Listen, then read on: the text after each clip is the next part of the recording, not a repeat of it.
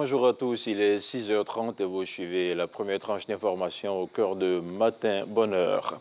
Le président de la République a regagné Abidjan hier. Mercredi, Alassane Ouattara était rendu le 19 juin dernier à Accra, au Ghana, où il a participé au 59e sommet de la CEDEAO avant de se rendre en France. Le compte-rendu de son retour avec Viviana Iman.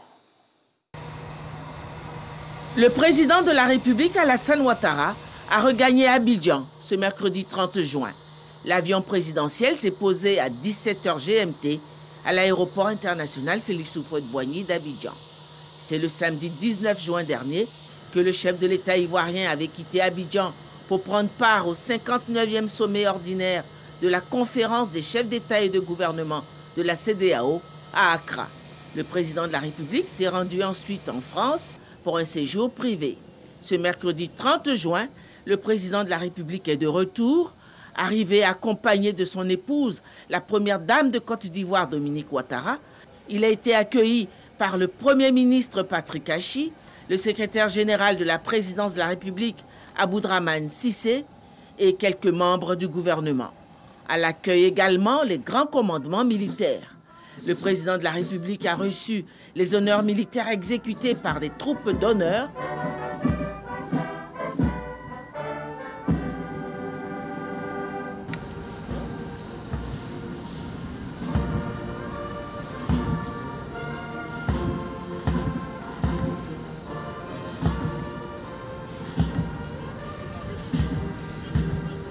Le chef de l'État est de retour pour poursuivre l'immense chantier de développement de la Côte d'Ivoire qu'il a lancé.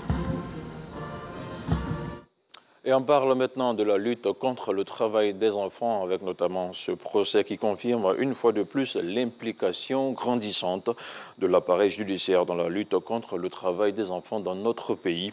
Une dizaine de personnes viennent d'être condamnées par le tribunal de la ville de Bouna pour traite et exploitation d'enfants. Ces individus qui passeront 10 années derrière les barreaux ont été condamnés à payer une amende de 5 millions de francs CFA. Envoyé spécial à Bouna, Mahama Traoré. Le 27 avril et le 26 mai dernier, le poste de contrôle mixte de Doropo intercepte 31 enfants en partance pour les régions forestières du pays. Les investigations vont conduire à l'arrestation d'une trentaine de personnes. Ce mercredi, elles ont comparu devant la section de tribunal de Bouna pour des faits de violation de l'état d'urgence, mise en danger d'autrui, trafic illicite de migrants, traite des personnes et traite des enfants. Reconnus coupables des 3 derniers délits, 10 des prévenus ont été condamnés à une peine de 10 ans d'emprisonnement ferme et d'une amende de 5 millions de francs CFA chacun. Une décision que ne partage pas la défense. Il faut assurer l'entrée de quelqu'un, il faut l'amener à traverser la frontière. Mes clients ont été retrouvés à leur gare routière à Doropo, qui est en Côte d'Ivoire. Ils n'ont jamais assuré l'entrée des gens sur le territoire.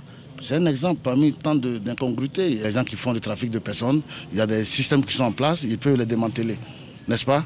L'accusation, conduite par le substitut résident près la section de tribunal de Bouna, qualifie plutôt ce jugement d'exemplaire au regard de l'enjeu que représente la lutte contre le travail des enfants.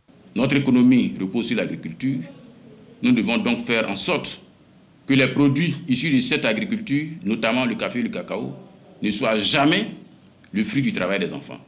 C'est désormais la tolérance zéro pour tous ceux qui commettent des infractions liées à la traite des personnes et des enfants. Pour le Comité national de surveillance des actions de lutte contre la traite, l'exploitation et le travail des enfants, ce procès est la preuve que le combat aborde un nouveau virage. Madame la Première Dame a pris toutes les initiatives et toutes les lois ont été adoptées. Donc maintenant, la justice, elle et ses animateurs, c'est-à-dire les magistrats, ont tous les outils pour aujourd'hui faire de la répression. Quand cela ne tienne, la sensibilisation continuera, comme l'a préconisé Madame la Première Dame. Les personnes condamnées ont 20 jours pour faire appel de cette décision, un droit qu'entend exercer la défense.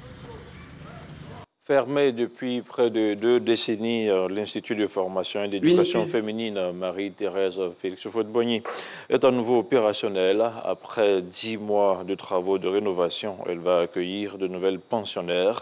Les travaux et l'équipement des 4 bâtiments ont coûté près de 700 millions de francs CFA à l'État de Côte d'Ivoire. Le secrétaire du Conseil national de sécurité, Fidel Sarasoro, par ailleurs directeur de cabinet du président de la République, a remis les clés à la ministre de la Femme, de la Famille et de l'Enfant, Nasseneba Touré. C'est tout pour ce 6h30. On se retrouve à 7h pour la seconde tranche d'information. Et merci à vous.